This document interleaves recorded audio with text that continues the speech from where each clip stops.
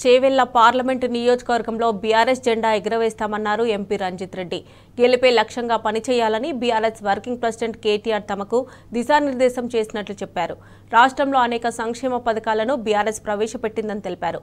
Assembly ఎన్నికల్లో ఓడిపోయిన నియోజకవర్గాలపై ప్రత్యేక దృష్టి సారిస్తామన్నారు రంజిత్ రెడ్డి.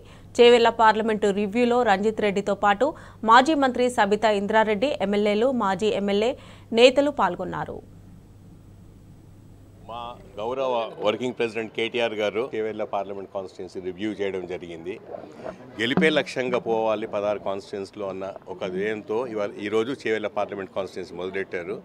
నన్ను అభ్యర్థిగా చెప్తూ నువ్వే పని చేసుకో అని చెప్పడము, అందరితో రివ్యూ చేసి ఈ రాబోయే 10-15 రోజులు కార్యాచరణ ఏంటో డిస్కస్ చేసాం.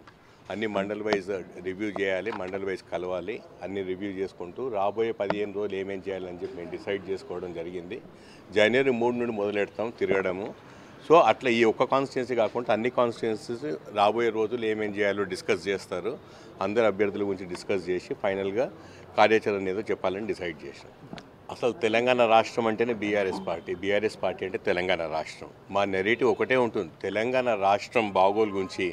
ఇంత 9 సంవత్సరాల అద్భుతాలు చేసి తెలంగాణ రాష్ట్రాన్ని ఒక తలమానికంగా భారతదేశం చేసిన తర్వాత కూడా ఇవాళ కాంగ్రెస్ వాళ్ళు చేసిన ఆరోపణల గురించి నిన్న మా వర్కింగ్ ప్రెసిడెంట్ కేటీఆర్ గారు చెప్పడము, ఆ శ్వేతపత్రంలో ఏమేం చేయడం జరిగిందో అవన్నీ చెప్పడము, అందరు చూస్తున్నారు కదా. చెప్పడం ఒక వంతు, చేసి చూపెట్టింది ఒక వంతు.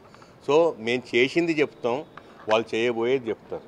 ఎన్నాళ్ళు చేసినా వాళ్ళు ఏవైతే గ్యారెంటీలు ఇచ్చినారో ఒక 6 గ్యారెంటీల గురించి అందరూ మాట్లాడుతున్నారు, కానీ వాళ్ళు మొత్తం ఇచ్చిన గ్యారెంటీలు 412 గ్యారెంటీలు ఉన్నాయి.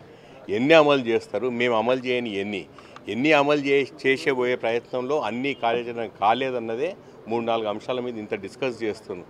సో 412 హామీలు ఇచ్చిన కాంగ్రెస్ పార్టీ ఏం నెరవేరుస్తుందని అందరం చూద్దాం. మాకు 1,09,000 మెజార్టీ వచ్చింది కాంగ్రెస్ పార్టీ పైన, బీజేపీ పైన 3,60,000 మెజార్టీ వచ్చింది. సో ఈ మెజార్టీని ఎట్లా ముందుకు తీసుకోపోవాలనే చూస్తాం కదా.